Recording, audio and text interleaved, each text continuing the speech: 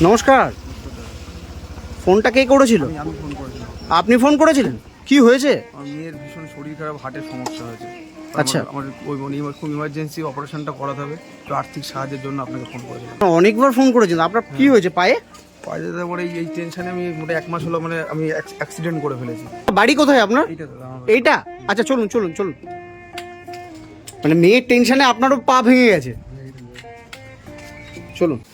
আহারে, মানে ছোট্ট বাচ্চা, কি হয়েছে ওর? ডাক্তারবাবু জানিয়েছেন ওর হার্টে মানে খুব জটিল সমস্যা রয়েছে, এটা খুবই রেয়ার। ডাক্তারবাবুরা বলতে চাইছেন মানে ওর মাল্টিপল স্টেজ সার্জারি হবে।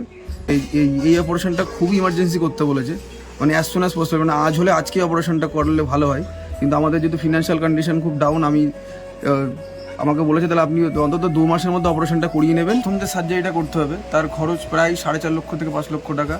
আর আমি একজন সাধারণ দিনমজুর, আমার পক্ষে এতগুলো টাকা জোগাড় করা প্রায় অসম্ভব। আমি কিচ্ছু বুঝতে পারছি না।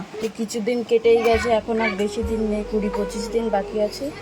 তার মধ্যে টাকা জোগাড় হয়ে গেলে আগেই করা হয়ে যেত। এখনো 20-25 দিনের মধ্যে করতে বলেছে অপারেশনটা।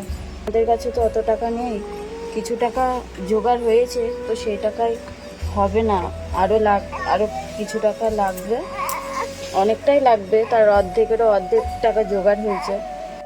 এই 4.5-5 লাখ টাকার জন্য আমার মেয়ের অপারেশনটা আটকে গেছে। মানে নিজেকে এত খারাপ লাগছে যে এই 4.5-5 লক্ষ টাকা একটা আমি অ্যারেঞ্জ করতে পারছি না। তো সবচেয়ে বেশি খারাপ লাগছে আমাকে, আমার মেয়েটা সাফার করছে। আজকের থেকে দাঁড়িয়ে 4.5 লক্ষ টাকার একটা খুব বড় অ্যামাউন্ট না।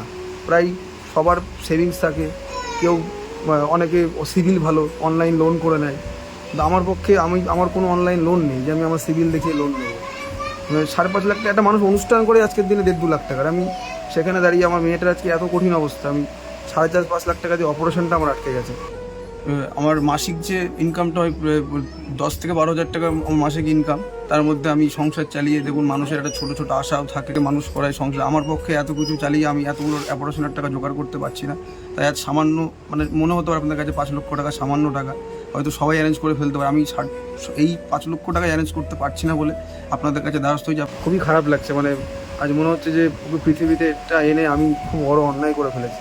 আপনারা যারা ভিডিওটা দেখছেন প্লিজ শেয়ার করবেন, প্রচুর পরিমাণে শেয়ার করবেন, যাতে এই বাচ্চাটি অপারেশনটা হতে পারে। এবং এই যারা বাবা হয়েছে তারা জানেন যে কতটা কষ্ট বাচ্চা যদি অসুস্থ থাকে। এবং এই মায়ের দিকে তাকিয়ে আপনারা প্লিজ এই বাচ্চাটির স্বার্থে আপনারা এই পরিবারটির পাশে এসে দাঁড়ান এবং ভিডিওটি প্রচুর শেয়ার করুন, যাতে এই বাচ্চাটি তাড়াতাড়ি সুস্থ হয়ে ওঠে। মানে আমার নিজের খারাপ লাগছে, কত মিষ্টি একটা বাচ্চা, তুমি সুস্থ হয়ে যাবে।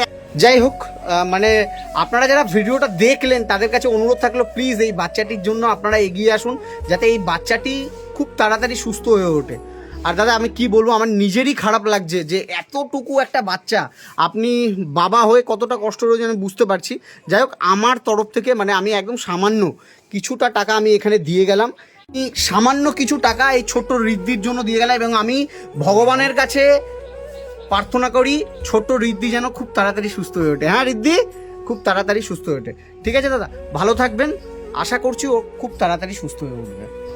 আমার বাচ্চার অপারেশনের যেহেতু সময় খুবই কম, তো আপনাদের সকলের কাছে আমার একটাই অনুরোধ, আপনারা সবাই এগিয়ে আসুন।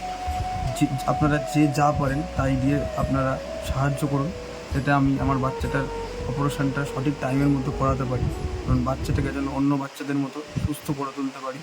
একজন বাবা হিসাবে আমার একটা কথাই বলার, যে আমি মানে খুবই অসহায়, খুবই নিরুপায়, যে অন্তত 4.5-5 লক্ষ টাকা আমি এখনও জোগাড় করতে পারছি না। আপনারা সবাই সাহায্য করুন।